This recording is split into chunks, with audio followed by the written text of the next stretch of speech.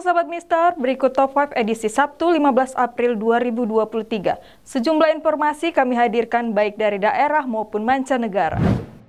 Kesigapan aparat keamanan di bandara tengah dipertaruhkan dalam memberantas peredaran narkoba. Menyusul ditemukan puluhan kilogram ganja kering yang dikirim melalui Bandara Silangit, Kecamatan Siborong-Borong, Kabupaten Tapanuli Utara, Sumatera Utara. Peredaran narkoba kian merajalela, tidak tanggung-tanggung para pengedar bahkan nekat mengirimkan ganja melalui jasa pengiriman jalur bandara. Peristiwa ini terjadi melalui Bandara Silangit, Kecamatan Siborong-Borong, Kabupaten Tapanuli Utara, Sumatera Utara. Polres Tapanuli Utara membenarkan adanya temuan paket berisi puluhan kilogram ganja kering yang ditemukan di Bandara Silangit. Kasih Humas Polresta Put Aibtu Barimbing mengungkapkan 28 kg ganja itu ditemukan oleh petugas Absek Bandara Silangit. Pasca ditemukan itu barang bukti yang dikemas dalam 3 kardus diboyong di Mapolresta Put dan saat ini pihaknya masih mengembangkan temuan barang bukti narkoba tersebut. Petugas Absek Bandara Silangit sekira pukul 11 WIB merazia kiriman paket dari salah satu jasa pengiriman barang. Paket tersebut dikirim dari Padang Sidempuan menuju Jakarta. Peningkatan pengamanan dalam mengantisipasi peredaran narkoba memang harus dengan ketat dilakukan.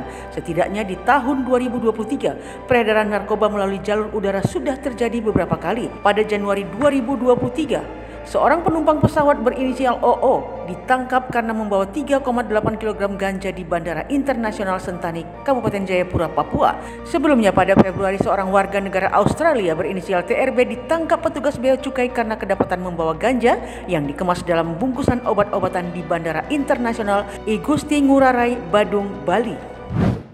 Dalam sepekan terakhir, angin puting beliung tengah melanda Sumatera Utara, diantaranya Kabupaten Karo, Dairi, dan Pematang Siantar.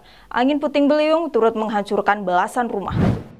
Bencana angin puting beliung merusak rumah milik warga di Desa Bintang Meriah, Kecamatan Kutabulu, Kabupaten Karo, Kamis 13 April 2023, sekitar pukul 16 WIB. Sebanyak 7 rumah warga mengalami kerusakan parah karena seluruh atap sennya habis berterbangan, sementara rumah warga lainnya mengalami rusak ringan. Camat Kutabulu Budi Mulya Tarigan melalui sambungan telepon seluler mengatakan sesuai laporan belum ada korban akibat bencana angin puting beliung tersebut terhadap warga yang rumahnya rusak berat sementara ini mengungsi di rumah sanak saudara.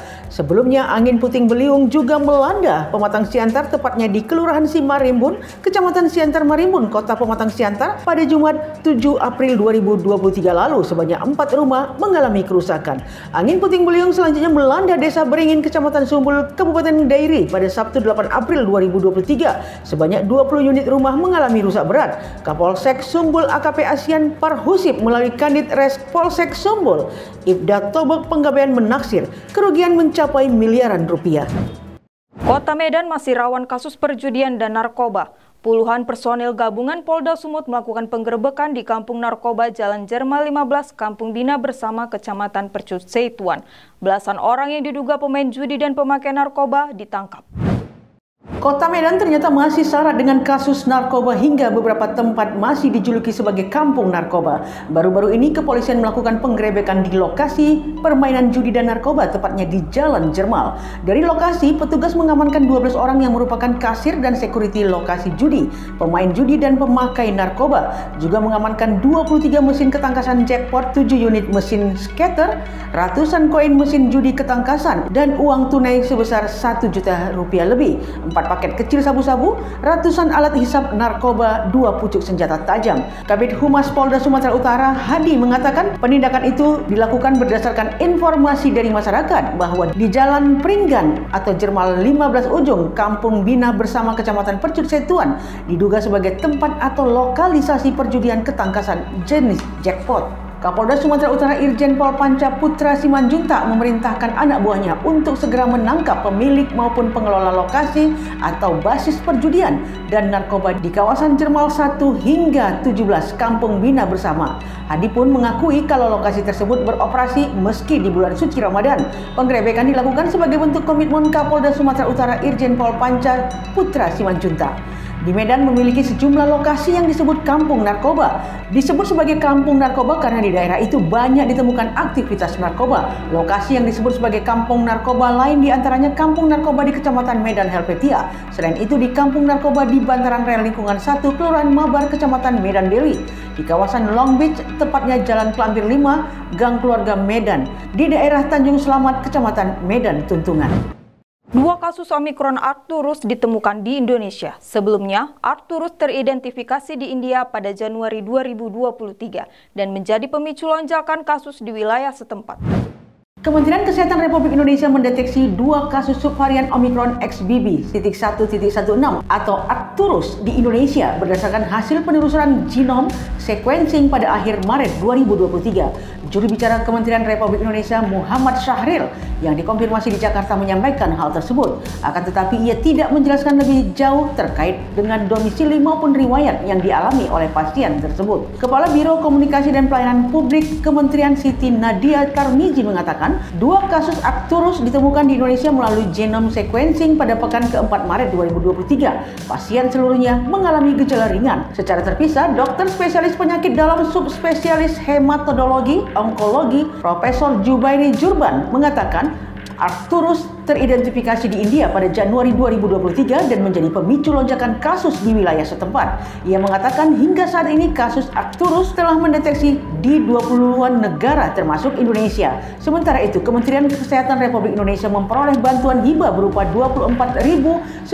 dosis obat antivirus Paxlovid dari pemerintahan Amerika Serikat dan Australia. Indonesia harus memiliki obat yang tersedia di dalam negeri. Jadi ketika seorang terkena penyakit, mereka tidak perlu panik. Mereka tidak harus tergantung pada pemerintah. Paxlovid adalah obat terbaru bagi pemulihan kesehatan pasien COVID-19. Obat tersebut merupakan obat antivirus oral dengan nama lain Nirmatrelvir atau Ritonavir. Paxlovid diberikan kepada pasien dengan tingkat keparahan ringan hingga sedang dan berpotensi menjadi berat. Menteri Kesehatan Budi mengatakan penyediaan stok obat dalam negeri merupakan upaya pemerintah dalam menjamin kesehatan masyarakat yang mudah mengakses obat. Dokumen rahasia Pentagon bocor hingga membuat sejumlah kepanikan karena aktivitas Amerika yang memata-matai sejumlah negara terungkap. Amerika Serikat bahkan disebut telah memata-matai Sekretaris Jenderal PBB.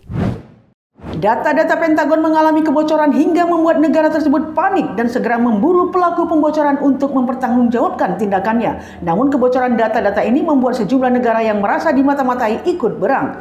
Amerika Serikat juga disebut telah memata-matai Sekretaris Jenderal PBB Antonio Guterres selama perang di Ukraina berlangsung karena dianggap bersikap terlalu lunak kepada Rusia. Melansir dari BBC, dokumen-dokumen itu mengungkapkan komunikasi pribadi antara Guterres dan wakilnya yang berfokus pada kesempatan ekspor biji-biji laut. Menurut dokumen itu, Guterres sangat ingin mempertahankan ekspor dan bersedia mengakomodasi kepentingan Rusia untuk mewujudkannya.